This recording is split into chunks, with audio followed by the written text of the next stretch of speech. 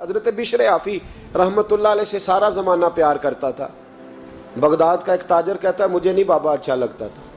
ہمارا اپنا اپنا ذہن ہے نا، ہم کہتے ہیں میں نے جدھر ساری دنیا جا رہی ہے وہاں نہیں جانا، کہتے ہیں کہ بابا مجھے نہیں اچھا لگتا تھا، حالانکہ سارا بغداد عزت کرتا۔ کیوں نہیں اچھا لگتا تھا؟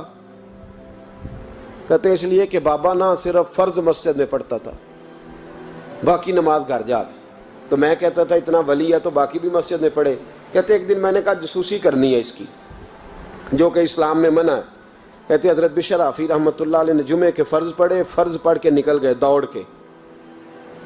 فرماتے ہیں میں پیچھے ہو گیا، میں نے کہا آج میں نے سنتیں چھوڑ دی ہیں پر اس کا پتہ کرنا ہے، سنت نفل بعد میں پڑھوں گا۔ کہتے ہیں حضرت بشر آفی جلدی سے نا کہ کباب والی دکان پہ گئے، وہاں سے کباب خریدے، اور میں نے کہا بوڑھے کی عمر دیکھو اور اس کے ذائقے دیکھو، اس عمر میں بھی کباب کھائے گا۔ اوئے ہوئے، مولوی کو روٹی نے ستایا تھا، اس لیے سنت اور نفل چھوڑ آیا ہے۔ کہتے ہیں تھوڑا سا وہ آگے بڑھے تو نان بھائی کی دکان سے نا نان خریدے۔ میں نے کہا دیکھو یار، دیکھو اس کے ذائقے، گرم نان کھائے گا۔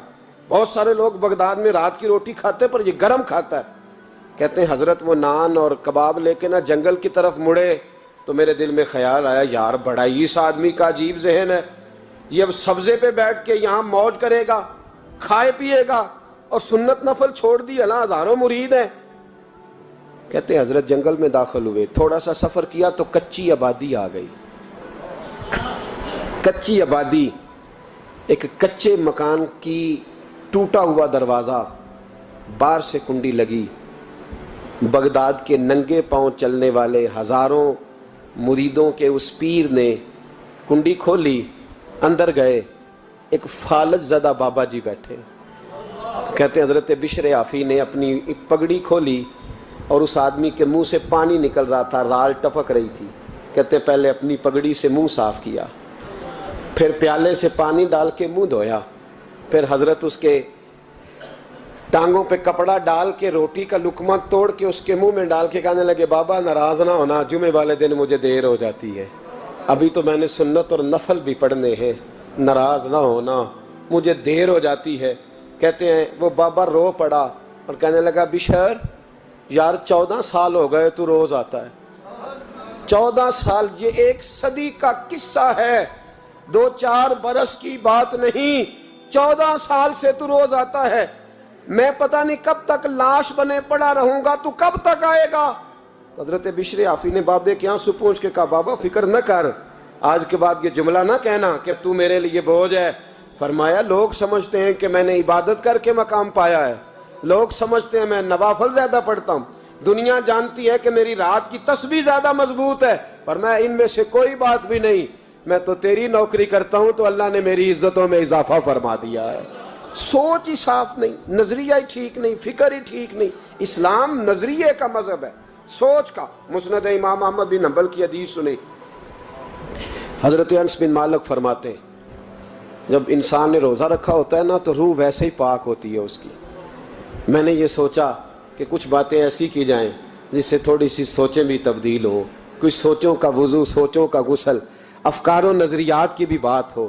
ہم سمجھتے ہیں کہ شاید کثرت عبادت اصل ہے۔ اقبال کہتے ہیں یہ ذکر نیم شبی، یہ مراقبے، یہ سرور، تیری خودی کے اگر نگہباں نہیں تو پھر کچھ بھی نہیں ہے، تیری خودی کے اگر، اور پھر عام چیز نہیں کہا یہ ذکر نیم شبی، سویرے سحری کا ذکر، یہ مراقبہ، یہ جو تو گھنٹوں اللہ کی یاد میں بیٹھا رہتا، یہ سرور، کہتے بے کیف عبادت نہیں، سرور والی، یہ ذکر نیم شبی، یہ مراقبے، یہ سرور، تیری خودی کے اگر نگہباں نہیں، اگر تیرے نظریے کو نہیں بدل سکے، تیری سوچ نہیں بدل سکے، تیرا ایمان مضبوط نہیں کر سکے، تیری خودی کے اگر نگہباں نہیں تو پھر کچھ بھی نہیں۔ اور خرد نے کہہ بھی دیا لا الہ الا اللہ تو کیا حاصل، دل و نگاہ، دل و نگاہ، دل و نگاہ اگر مسلمان نہیں تو پھر کچھ بھی نہیں، دل و نگاہ۔ اقبال کہتے ہیں ایک دل کا کلمہ پڑھ، دوسرا نظر کا کلمہ پڑھ، ان پہ پابندی لگا۔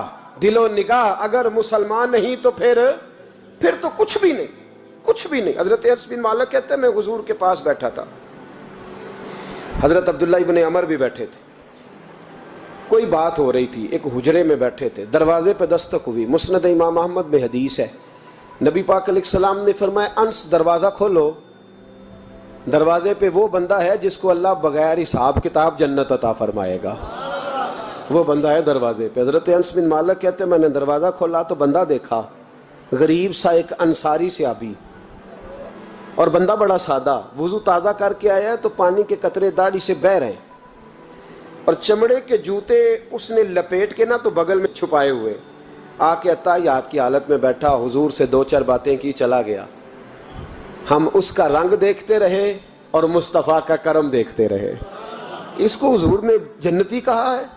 کہتے ہیں اگلے دن اسی ٹائم اسی وقت ہم حضور کے پاس بیٹھے تھے، پھر دروازے پہ دستک ہوئی، حضور نے فرمایا دروازہ کھولو، دروازے پہ وہ بندہ ہے جسے اللہ بغیر حساب کتاب جنت عطا فرمائے گا، بغیر حساب۔ کہتے ہیں دروازہ کھولا،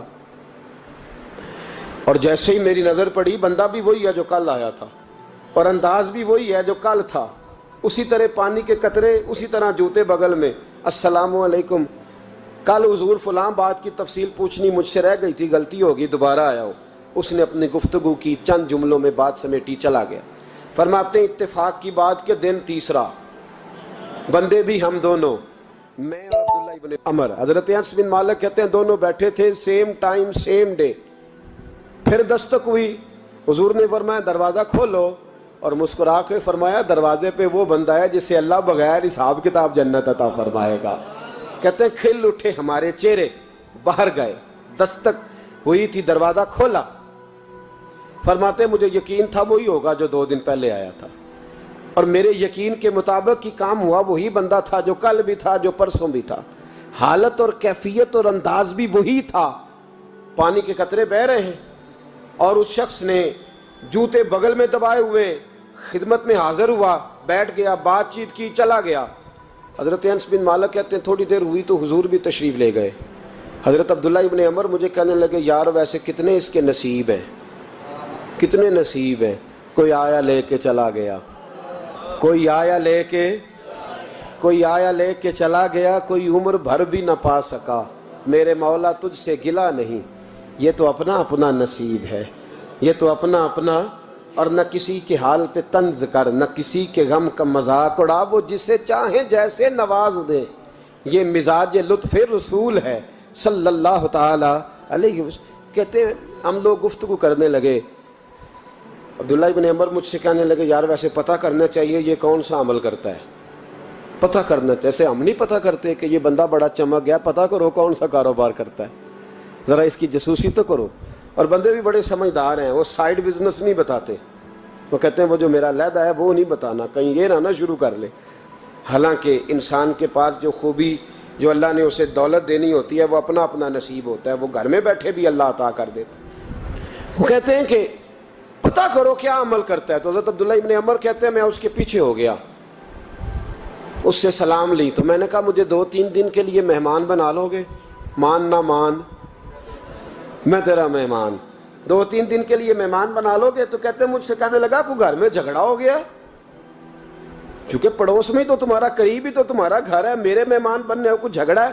تو میں نے کہا چلو ایسے ہی سمجھ لو، پر مجھے مہمان بنا لو۔ کہتے ہیں میں 3 دن اور 3 راتیں اس شخص کے ساتھ رہا، وہ کتنا صدقہ کرتا ہے میں نوٹ کرتا رہا، نماز کتنی پڑھتا ہے، اس کا کیا، میں چاہتا تھا کہ وہ عمل مجھے ملے، اس کی برکت سے مصطفیٰ نے اسے 3 مرتبہ جنتی فرمایا ہے، تاکہ وہ کیفیات مجھے بھی ملیں۔ حضرت عبداللہ ابن عمر کہتے ہیں کہ میں نے کوئی خاص چیز نہیں دیکھی، وہ عشاء پڑھتا تو فجر تک بستر پہ کروٹیں لیتا، اور میں الحمدللہ اٹھ کے تہجد بھی پڑھتا، نوافل بھی پڑھتا۔ کہتے ہیں وہ 1 سپارہ پڑھتا، میں 3 پڑھتا۔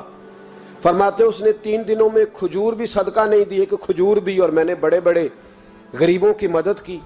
میں کہنے لگا کہ عمل تو میرا زیادہ ہے اس سے، پھر خوبی کیا ہے؟ خاص توجہ کرنا، اسلام اور دین کا جو فکری اساس ہمیں صحابہ نے دی۔ حضرت عبداللہ ابن عمر کہتے ہیں میں نے تیسرے دن اسے کہا بھائی اللہ تیرا بھلا کرے، تو نے بڑی خدمت کی، میں نے جانا ہے، میرا کوئی جھگڑا نہیں ہوا تھا، میں تو بس تیرا عمل دیکھنے آیا تھا کہ تو عمل کیا کرتا ہے۔ تو وہ صحابی کہتے ہیں مجھے کہنے لگے یار تو میرا عمل دیکھنے آیا تھا، مجھے بتا تو صحیح کیا نے، اور کیوں دیکھنے آیا میرا عمل، تجھے کیا ضرورت پڑی میری جاسوسی کی؟ تو کہتے ہیں مجھ سے جب اس نے سوال کیا تو میں نے اس کو کہا بھائی تو 3 دن آیا نا ہم بیٹھے ہوئے تھے؟ کہا ہاں میں آتا رہا ہوں۔ کہا 3 دن نبی پاک نے فرمایا اللہ تجھے بغیر حساب کتاب جنت عطا فرمائے گا۔ تو میں چاہتا تھا کہ میں ذرا جاسوسی کروں، ذرا دیکھوں، کھوج لگاؤں کون سا ایسا عمل ہے، آپ بھی ذرا دھیان دیجئے گا، کون سا ایسا عمل ہے، حالانکہ تو عشاء پڑھتا ہے اور اٹھ کے فجر پڑھتا ہے، میں تہجد بھی پڑھتا ہوں، تیرا سپارہ 1 ہے میرے 3 ہے، کون سا ایسا عمل ہے جس کے سبب تجھے جنت ملے گی؟ کہتے ہیں وہ صحابی کہنے لگے یار کوئی ایسا عمل نہیں، کوئی شے نہیں، میں اس قابل ہی نہیں، من آنم کے من دانم، جو میں ہوں مجھے پتا ہے۔ کہا پھر کوئی بات تو ہوگی، تیری مہربانی بتا دے، میں نے 3 دن 3 راتیں محنت کی ہیں، بتا دے۔ کہتے ہیں وہ کہنے لگے اگر تجھے بتاؤں نا تو پھر سن، میں جب رات کو سوتا ہوں تو اپنے دل پہ نظر ڈالتا ہوں، اور سویرے جب اٹھتا ہوں تو پھر اپنے دل پہ نظر ڈالتا ہوں، موبائل پہ نہیں، کنجی پہ نہیں کہ چابیاں کدھر ہیں، بٹوے پہ نہیں، میں رات کو سوتے ہوئے بھی اپنے دل پہ نظر ڈالتا ہوں، سویرے اٹھتے ہوئے بھی میں سب سے پہلے اپنے دل پہ نظر ڈالتا ہوں۔ فرماتے ہیں الحمدللہ میرے دل میں کسی کا حسد نہیں ہے، کسی کے بارے میں کوئی کینہ نہیں ہے، کوئی کسی کے بارے میں میل نہیں، میں اللہ کے ہر بندے کے بارے میں سوچ، نظریہ، فکر اچھی رکھتا ہوں۔ اور فرمایا میں تیرے بارے میں بھی عبداللہ یہی سوچتا ہوں کہ تو مجھ سے زیادہ نیک ہے۔ الحمدللہ اس وقت بھی میرا ذہن یہ ہے کہ انس بن مالک مجھ سے زیادہ پرہیزگار ہے، اس وقت بھی میری سوچ یہ ہے کہ محبوب کے سب صحابہ میں سب سے کمزور میں ہی ہوں۔ نبی عبداللہ ابن عمر کہتے ہیں میں نے اس کا ہاتھ چوما، میں نے کہا سمجھ آ گئی ہے، تیرا نظریہ، تیری سوچ پکی اور سچی مسلمان ہے، تو دل اور روح کا مسلمان ہے، تو نظر اور روح کا مسلمان ہے۔ یہ سبب ہے کہ اللہ کے رسول نے زمین پر چلتے ہوئے بھی تجھے 3 دفعہ جنت کی بشارت عطا فرمائی۔